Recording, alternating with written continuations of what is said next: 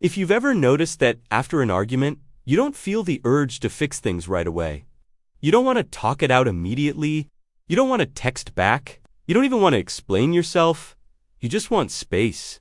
To some people, that can look like distance, like avoidance. Like you don't care enough to stay and work through it. But that's not what's happening. Because for certain people, conflict doesn't just stay in the moment. It lingers in the body, and the only way to process it is alone. When tension happens, most people focus on the words that were said, but for people who need alone time after conflict are not just reacting to the words, they're reacting to everything underneath it. The tone, the shift in energy, the feeling of being misunderstood, the subtle fear that something is now off between you and the other person. So instead of responding quickly, they go quiet. Not to punish, not to withdraw love, but because internally, everything is still moving. They're replaying the conversation, analyzing what was said and what wasn't, trying to understand if they overreacted or if they were actually hurt. And in that state, responding too soon feels risky because they're not fully clear yet. And saying the wrong thing could make it worse. There's also something deeper happening. For people like this, emotional safety isn't created in real-time conflict. It's created in reflection. They need distance to separate what they felt from what actually happened. Because during conflict, emotions can blur everything, and without that space, they don't trust their reactions. So they step back, they regulate quietly, they think privately, they rebuild their sense of control before re-engaging. That's not weakness, that's protection. You might notice smaller behaviors too. They take longer to reply after arguments. They reread messages multiple times before responding. They avoid escalating things, even when they have more to say, and sometimes they say less than they actually feel. Not because they don't have thoughts, but because expressing them in the heat of the moment feels unsafe. So they wait until the emotions settle, until their thoughts feel organized, until they can speak without regret. And here's where it gets interesting. It's not really about needing space from the other person.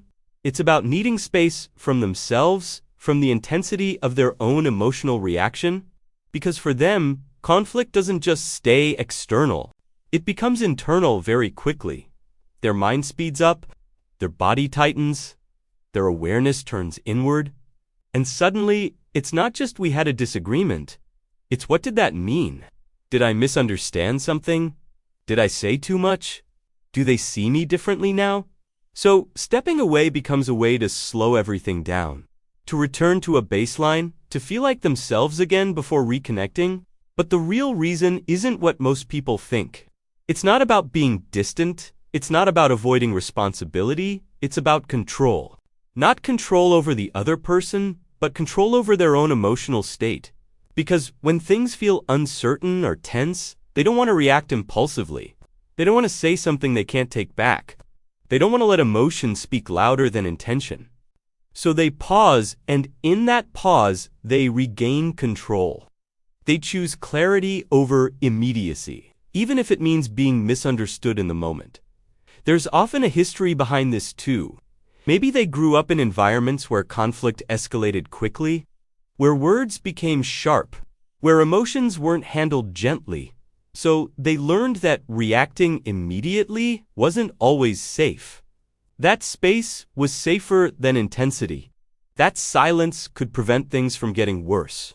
And over time, that becomes a pattern. Not something they consciously choose every time, but something their system defaults to. And this affects identity more than people realize. Because when you're someone who processes things alone, you start to see yourself as the quiet one during conflict. The one who steps back. The one who needs time. The one who doesn't react right away. And sometimes that identity gets misunderstood. People might label it as cold or detached or uninterested, but internally, it's the opposite. There's a lot happening, a lot being felt, a lot being processed, just not all at once and not out loud. And once things settle, that's usually when clarity comes in. When they understand what actually bothered them, what mattered, what didn't. And only then does it feel safe to reconnect.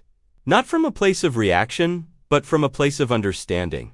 So when someone needs alone time after conflict, it doesn't mean they're running away from the situation. It means they're trying to come back to it, more grounded, more clear, more themselves.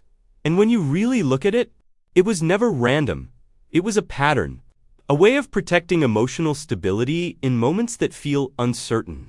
Once you see it, you can't unsee it. That awareness alone changes how you interpret silence.